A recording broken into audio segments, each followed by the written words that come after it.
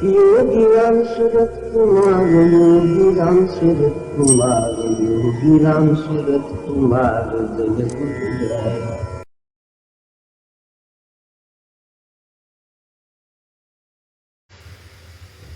பகவானுடைய திவ்யமங்கள நாமத்தாமரைகளை அவருடைய திவ்யமங்கள பாத தாமரைகளில் சமர்ப்பித்து விட்டோம். இன்றைக்கு மற்றும் ஒரு உச்சிஷ்ட உபதேச பிரசாதத்தை பெறுவோம்.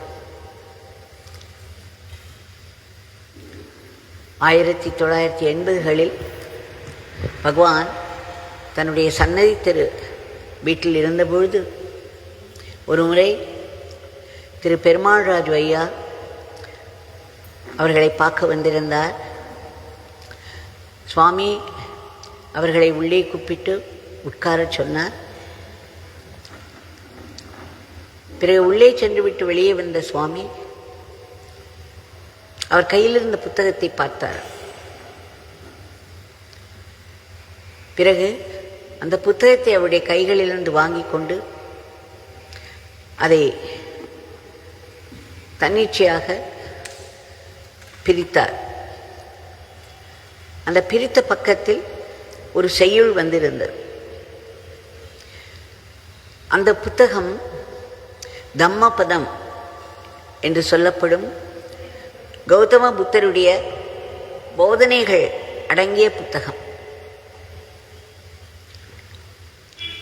சுவாமி அதை திறந்து ஏதோ ஒரு பக்கத்தை எடுத்து திரு பெருமாள் ராஜு ஐயா அவர்களை படிக்கச் சொன்னார். பிறகு அதற்கு தமிழில் அர்த்தம் சொல்லச் சொன்னார்.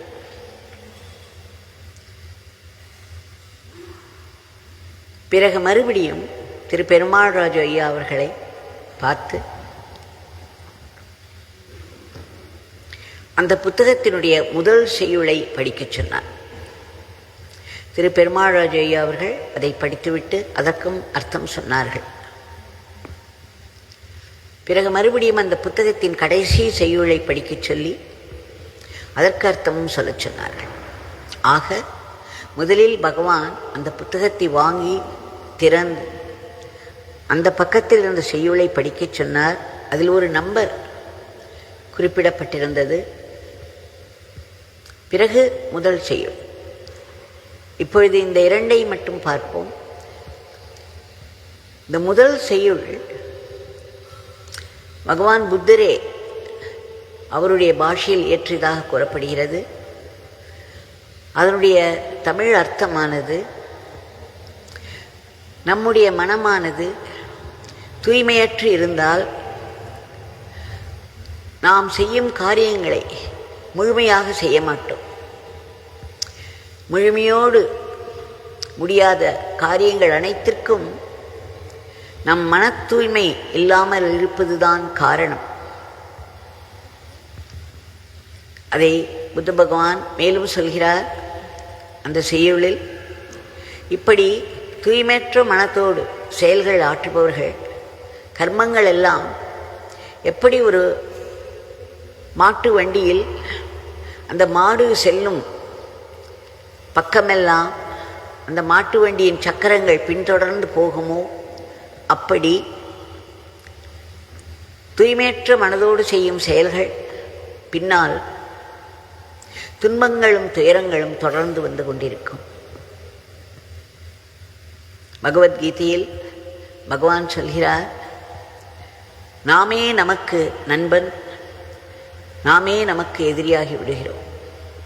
இதற்கெல்லாம் காரணம் மனம்தான். பகவான் இந்த செய்யுளின் அர்த்தத்தை 3 முறை சொல்லச் சொன்னார். திரும்ப திரும்ப சொல்லச் சொன்னார். மனம் தூய்மையாக வேண்டுமென்றால் அதற்குரிய ஒரு ஒழுக்கத்தை நாம் கடைபிடிக்க வேண்டும். அந்த ஒழுக்கமாக நமக்கு நம்முடைய பகவான் என்ன சொல்லி கொடுத்திருக்கிறார்? அவருடைய நாமத்தை சொல்லிக்கொண்டே இருந்தால் அந்த நாமமானது நம்முடைய கெட்ட கர்மங்களை அழிப்பதோடு நம் மனதில் உள்ள வேண்டாதவைகளையும் அழித்துவிடும்.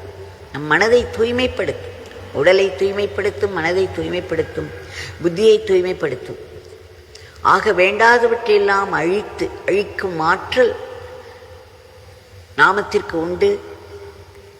ஆகவே நாமம் சொல்லிக்கொண்டே இருந்தோமானால் உடலும் தூய்மையாகி வியாதியிலிருந்து தப்பித்துக் கொள்ளும், மனமும் தூய்மையாகி நாம் செய்யும் செயல்கள் எல்லாம் அது பிரதிபலிக்கும். ஆக இந்த செய்யுளை 3 முறை அர்த்தம் சொல்ல சொன்ன பகவான் இன்றைக்கு நாம் மறுபடியும் நினைவு கூர்கிறோம். இதை மனதில் இருத்திக் கொள்வோம்.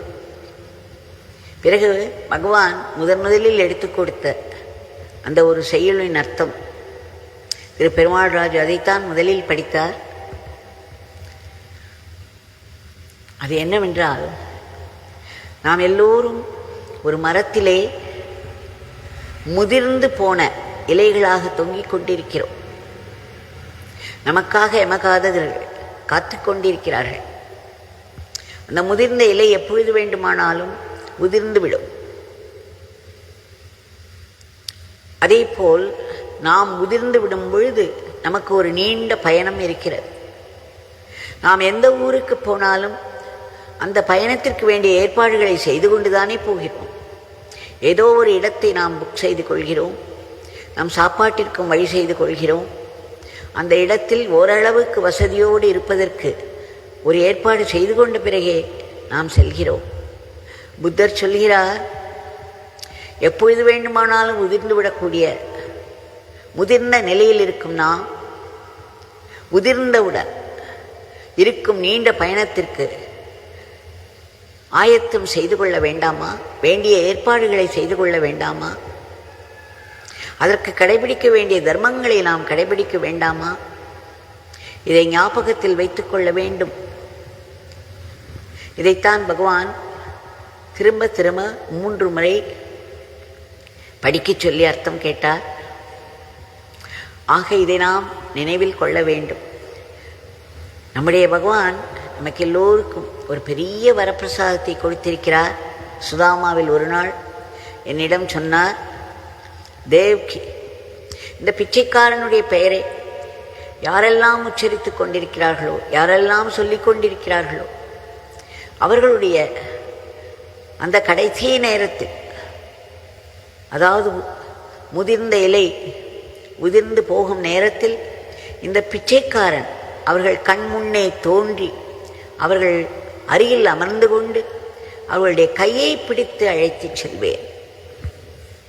எப்பேற்பட்ட வாக்குறுதி, எப்பேற்பட்ட வரப்பிரசாதம்! ஆக பகவானுடைய நாமமானது நம் மனதை தூய்மைப்படுத்தி நம்மை இறை வழியில் செலுத்துவதோடு நம்முடைய பின்னால் நேரக்கூடிய நீண்ட பயணத்திற்கும் மிகவும் ஒளிமயமான ஒரு பாதையை பகவானுடன் சேர்ந்து செல்வதற்கு அமைத்துக் கொடுக்கிறதல்லவா? இதை எல்லோரும் இந்த பகவானுடைய சன்னதியில் நமக்கு கிடைத்துள்ள, பகவான் மூலமாகவே கிடைத்துள்ள இந்த உச்சிஷ்ட பிரசாதம் மீண்டும் மீண்டும் நினைவில் கொண்டு அதற்கேற்றபடி நிறைய நாமங்கள் சொல்வோம். நாமங்கள் சொல்லும் பொழுது பகவானுடைய அந்த இருப்பை நாம் உணர முற்படுவோம். நாம் பிறவி எடுத்ததன் பலனை பெறுவோம். ஜெய் யோகிராம் சுரக்.